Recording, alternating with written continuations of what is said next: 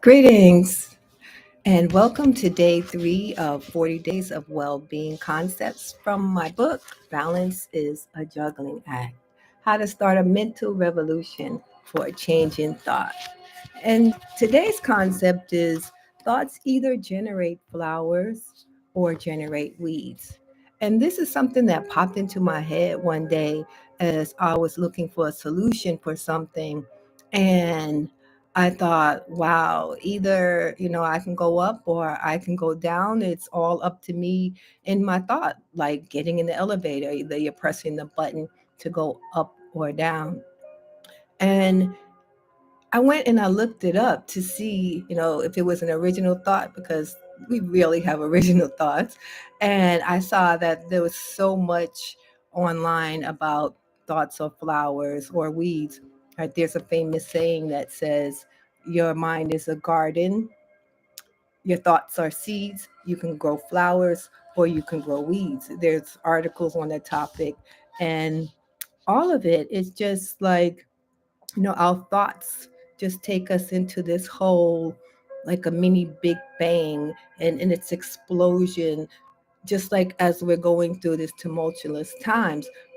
There's an explosion of things that are happening, and things are all up in the air, and how those things fall is really up to us and how we think, and how we think will determine whether or not it's doom and gloom and the sky is falling, or whether or not it's raining opportunities. And so, with that, today's concept, thoughts either generate flowers or weeds, is unintended weeds take over our garden. In a similar manner, unfocused thoughts take over our mind and our life. Weeds adapt quickly to any environment. They grow strong and fast, sucking up vital nutrients before your fruitful flowers can get them.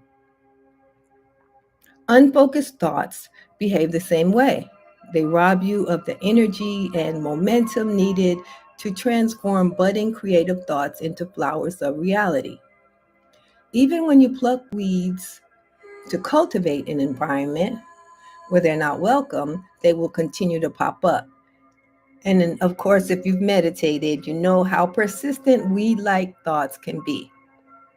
Your challenge is to allow weed like thoughts to recede into the background of your consciousness. You want to consider them, otherwise, they'll continue to pop up.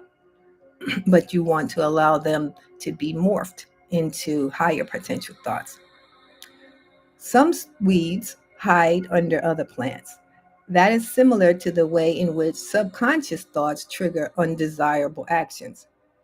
Yet the hardest weeds to get rid of are the ones that disguise themselves as the fruitful flower being cultivated. These imposters look like the real thing, just as subliminally induced and inherited thoughts from family and society present themselves as your own. Only examination will tell you the difference between the weed and the fruitful flower. So be intentional about the seeds of thought you plant. You determine whether they will grow into weeds or into fruitful flowers.